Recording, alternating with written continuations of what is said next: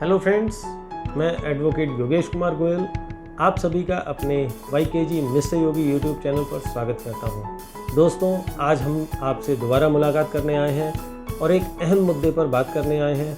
वह अहम मुद्दा है स्टैम्प पेपर। दोस्तों, हमने कभी ना कभी कहीं ना कहीं स्टैम्प पेपर्स के बारे में ज़रूर सुना होगा, देखा होगा, ख़रीदा होगा, पर हमें उसके बारे में जानकारी न होने की वजह से हम उसमें असमंजस में रहते हैं। तो दोस्तों, आज मैं स्टैम्प पेपर से संबंधित सभी जानकारी आपको उपलब्ध कराऊंगा। दोस्तों, आपने स्टैम्प पेपर को 2 रुपये से लेकर 2 रुपये, 5 रुपये, 10 रुपये, 50 रुपये, 100 रुपये, 200 रुपये, 500 रुपये, 1000, 2000, 5000, 10,000, 25,000 और लाखों रुपए में भी देखा होगा।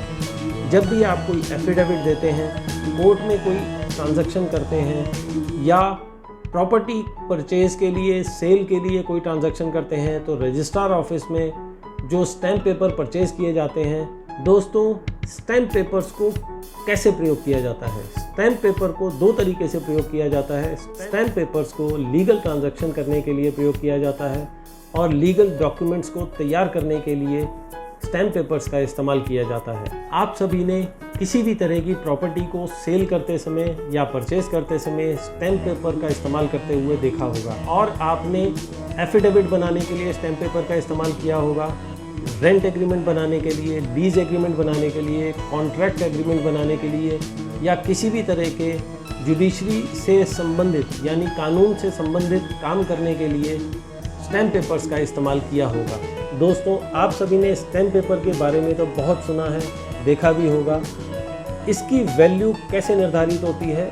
इसकी वैल्यू निर्धारित होती है इंडियन स्टैम्प एक्ट 1899 के अंतर्गत। आपने प्रॉपर्टी सेल परचेज में जो स्टैम्प पेपर्स इस्तेमाल किए, आपने देखा होगा कि प्रॉपर्टी की कीमत तो 10 लाख, 20 लाख, 1 करोड़, 2 करोड़, 5 करोड़ तक होती है, लेकिन स्टैम्प ड्यूटी या स्टैम्प पेपर्स के लिए आपको कुछ हज़ार या कुछ लाखों के स्टैम्प पेपर्स खरीदने होते हैं। वह कैसे होता है? उसके लिए इंडियन स्टैम्प एक्ट 1899 के अंतर्गत जो फॉर्मूला है, जो परसेंटेज है, उसी हिसाब से आप स्टैम्प पेपर्स का इस्तेमाल करते हैं। दोस्तों, स्टैम्प पेपर्स गवर्नमेंट की कमाई का एक स्रोत है, यानी कि एक सोर्स है।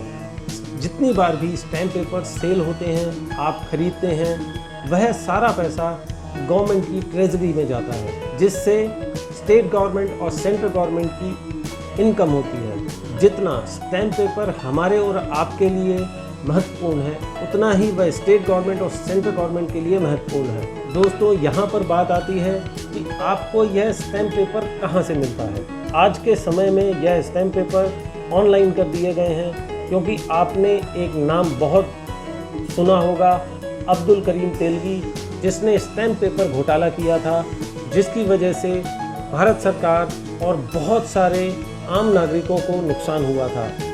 इसी को मद्देनज़र रखते हुए भारत सरकार ने स्टैम्प पेपर्स की बिक्री को ऑनलाइन कर दिया और आज के डेट में गवर्नमेंट अप्रूव ऑथराइज्ड वेंडर्स हैं स्टैम्प पेपर सेल के लिए। आपको कभी भी स्टैम्प पेपर खरीदना हो तो आप गवर्नमेंट अप्रूव्ड स्टैम्प वेंडर से ही स्टैम्प पेपर परचेज करें, क्योंकि वह गवर्नमेंट के साथ लिस्टेड होते हैं, उनको पावर होती है, वह पैसा आपसे लेते हैं और उसके बाद वह ऑनलाइन पैसा उनको ट्रांसफ़र करते हैं। दोस्तों, आज से कुछ समय पहले तक, कुछ सालों पहले तक यह स्टैम्प पेपर आपको फिजिकल मिल जाता था, लेकिन अब कोई भी स्टैम्प पेपर ई स्टैम्प पेपर के थ्रू ही आपको मिलता है। दोस्तों, अब हम बात करते हैं कि स्टैम्प पेपर कितने तरीके होते हैं। स्टैम्प पेपर यहाँ पर 2 तरह के होते हैं। एक होता है जुडिशियल स्टैम्प पेपर, एक होता है non judicial stamp paper. Judicial stamp papers उन्हें कहा जाता है जहां पर आप लीगल कोर्ट फीस और लीगल पेपर्स को तैयार करने के लिए जो स्टैम्प पेपर्स यूज़ करते हैं, उन्हें जुडिशियल स्टैम्प पेपर्स कहा जाता है। नॉन जुडिशियल स्टैम्प पेपर्स काम आते हैं रेंट एग्रीमेंट बनाने, किसी भी तरह का कॉन्ट्रैक्ट बनाने में, लीज एग्रीमेंट बनाने में, पावर ऑफ अटॉर्नी बनाने में, स्पेशल पावर ऑफ अटॉर्नी बनाने में, एक्सेट्रा एक्सेट्रा। दोस्तों, यहाँ पर एक चीज़ जानना बहुत ज़रूरी है। नॉन जुडिशियल स्टैम्प पेपर्स की जो वैलिडिटी होती है वह 6 महीने की होती है, यानी कि यदि आपने आज कोई स्टैम्प पेपर खरीदा है तो वह वैलिड है 6 महीने के लिए। यदि आपने 6 महीने के बाद उस स्टैम्प पेपर को यूज़ किया तो आप पर कड़ी कानूनी कार्रवाई की जा सकती है। दोस्तों, अब यहाँ पर एक बात आती है कि हम किसी भी तरह के एग्रीमेंट, कॉन्ट्रैक्ट, SPA एक्सेट्रा के लिए नॉन जुडिशियल स्टैम्प पेपर्स का इस्तेमाल क्यों करते हैं। दोस्तों, यह जानना बेहद ज़रूरी है आपके लिए। जब भी आप नॉन जुडिशियल स्टैम्प पेपर या किसी भी तरह का स्टैम्प पेपर यूज़ करते हैं तो उसकी ऑथेंटिसिटी कोर्ट ऑफ लॉ में होती है।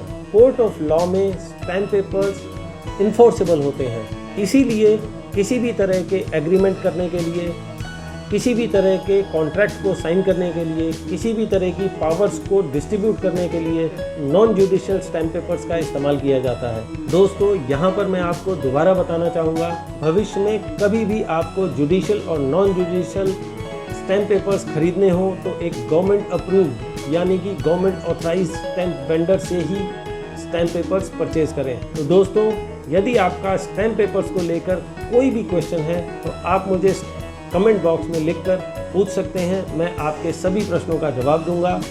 यह वीडियो आपको अच्छा लगा है तो आप इसे लाइक करें, ज़्यादा से ज़्यादा शेयर करें, हमारे चैनल को सब्सक्राइब करें, बेल आइकन की घंटी बजाएं, ऑल पर क्लिक करें। Thank you friends.